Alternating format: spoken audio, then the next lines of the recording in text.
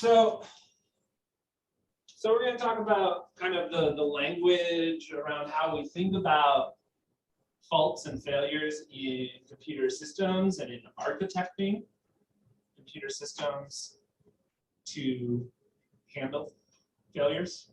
I would not say disk drive is the most common failure.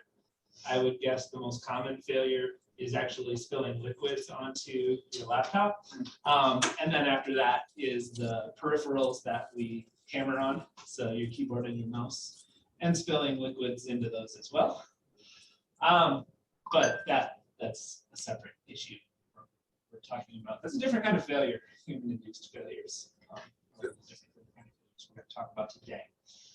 So today, I want to talk about this notion of reliability, or in some sense, dependability.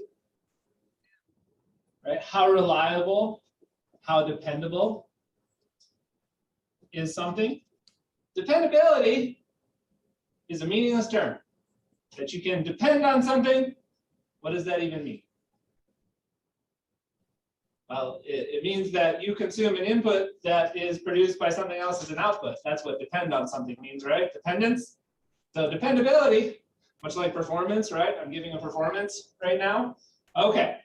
Dependability is meaningless without measurements. Measurements or metrics. Metrics. We need metrics for performance so we can measure performance so that we can give it meaning. Dependability is meaningless without metrics as well. Apparently, I haven't railed enough on why performance is meaningless. Usually, I do it repeatedly throughout the semester. Must have missed a couple of opportunities to berate the meaninglessness. Metrics. How do we measure something? So a metric is it's an equation, or it's something that is measurable.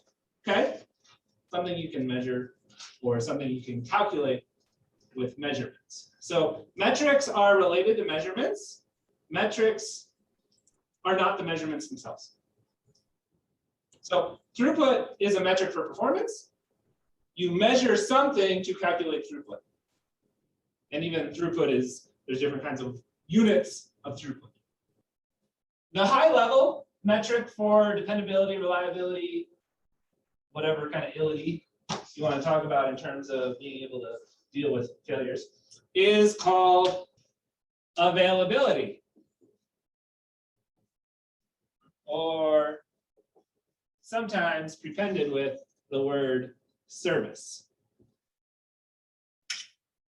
The availability of a service, the availability of something is the name of the metric. Now I have to define it.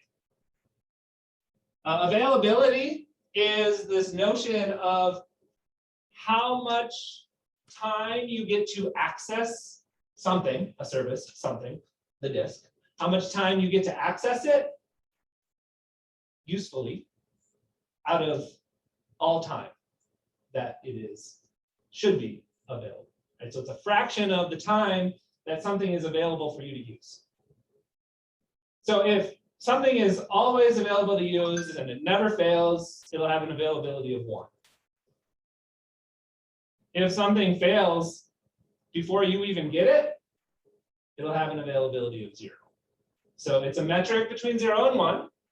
And we're going to define it in terms of two notions. And we'll define what those notions are. Or notion is the right word. The first is the mean time to failure.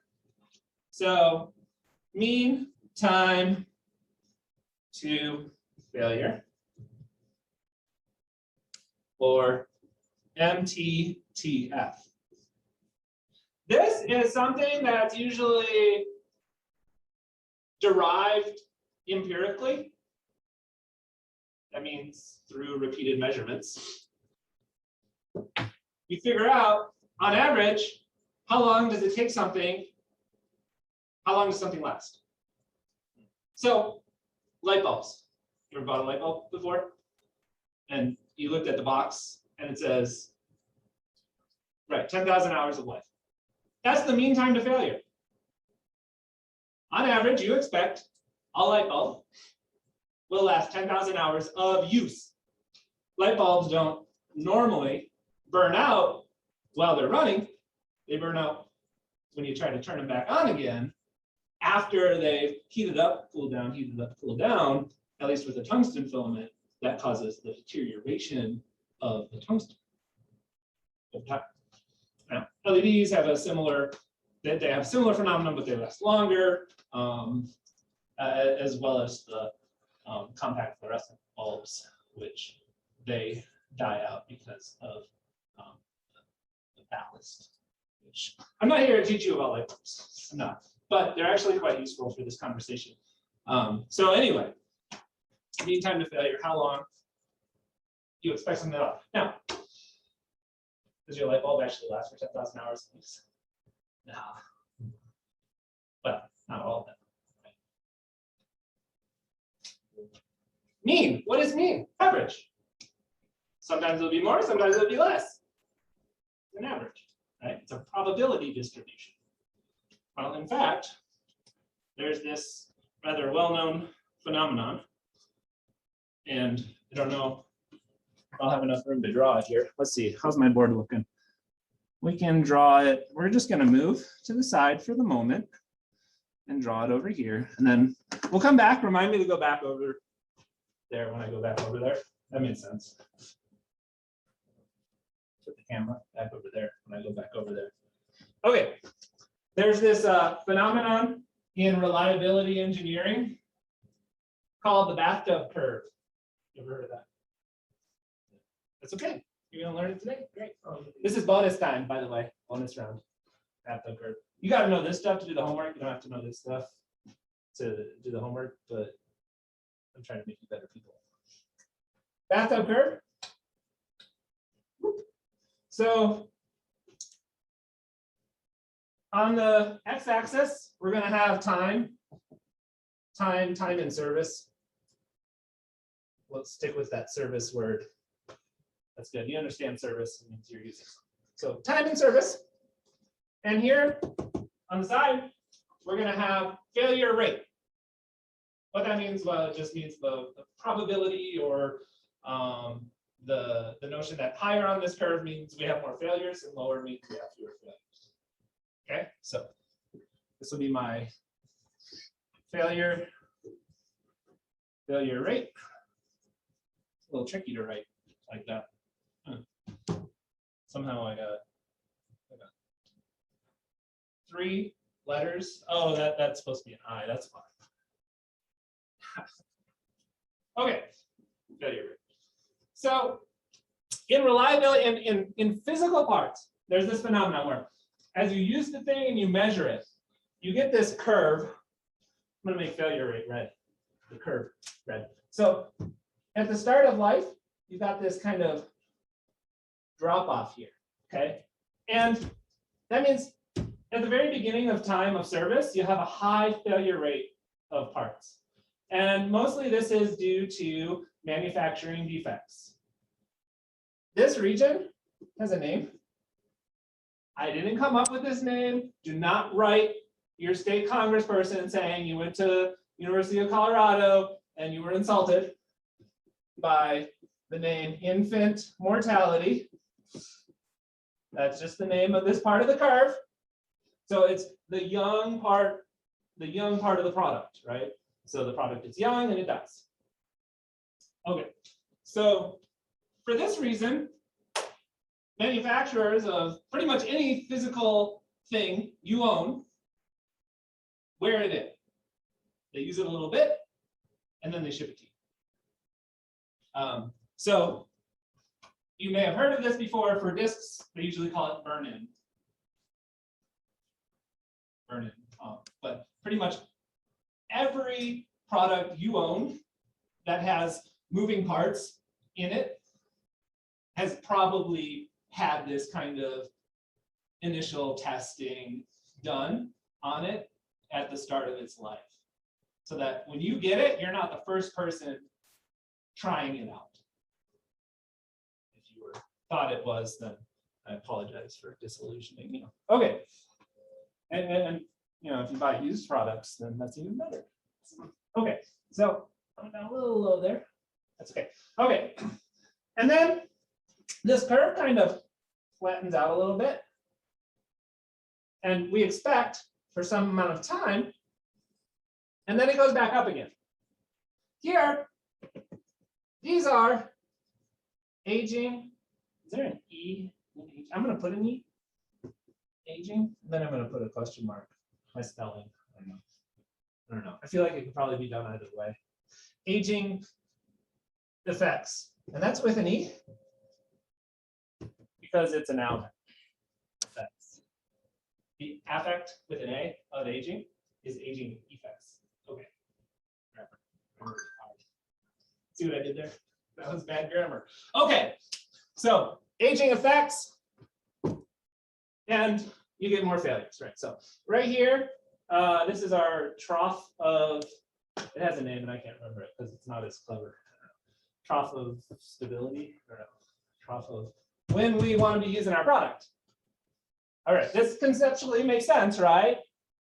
Well, kind of looks like a bathtub. So this is the bathtub curve. That's the name of it, colloquially. Mean time to failure is actually about kind of figuring out from here to wherever here, what is my average or my probability to fail. You can just integrate that. You just integrate over whatever you think is reasonable, and that gives you a cumulative probability of failures. So the math is not that important because I'm not going to ask you to do it, but that's how it's done. And you ignore this part because you stress test all your parts here, and you just discard whatever failed here. So this is no longer part of what you have to think about as a product engineer. So that's why we stress test. Okay, so our mean time to failure means, implies that we expect our failure rate to be somewhere around there on average. But it really depends a lot on the physical properties of our product, which changes based on how it's been manufactured. Not everything is identical.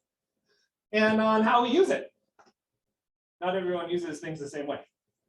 Or on what the environment is in which we're using it. Temperature affects the reliability of products. Things operate differently based on what temperature they're operating at. So you use a hard disk in a sauna versus in an air-conditioned room, you're going to get very different results in terms of failure rates.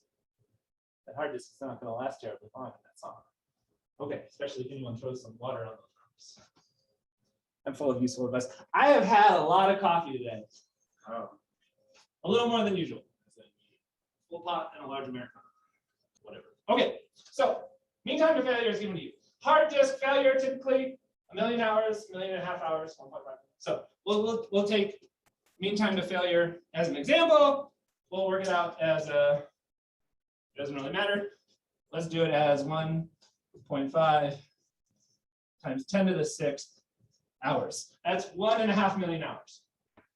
Mean time to failure is not itself directly a metric for dependability. Some people think it is, but it's not. It is divided by the mean time to failure plus the mean time to repair. Mean time to repair is your downtime. But it's a good point to bring up, and it's important to recognize that there is more here than what we're covering, of course. Mean time to failure is about service life, right? So your usage.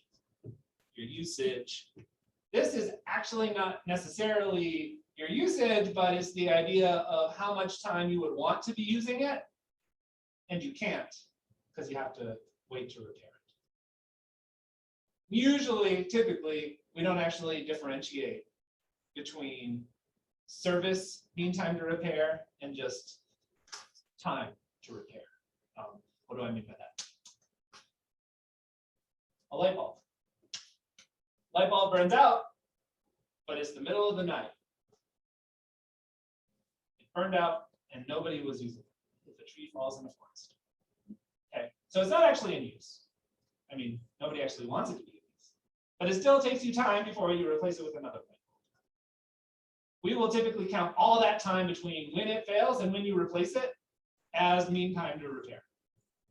Mean time to repair, mean time to recover, mean time to R. Okay? Whereas mean time to failure is normally defined, measured in terms of actually using it. So a little bit subtle point there, but you will often get this availability metric or measurement formula. You often derive it and then quote it or communicate it in a kind of a strange way, but you've probably heard of it before, which is the number of nines of availability. Which means your availability, for example, comes out to, are they able to see all of that? Yeah, mostly. Comes out to equals something like 0.9998. That's 3 nines of availability. If you don't have the possibility to recover, there's no ability to repair, then this formula no longer makes sense, but you will still see availability given to you as the complement, the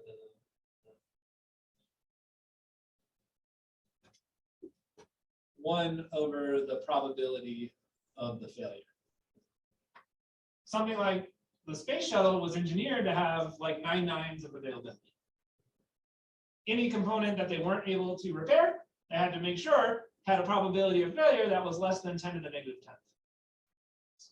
Anyway, let's just takes like 2.5 days. 2.5 days for mean time to recover. So on average, it takes me about 2.5 days to recover from a failure of a disk.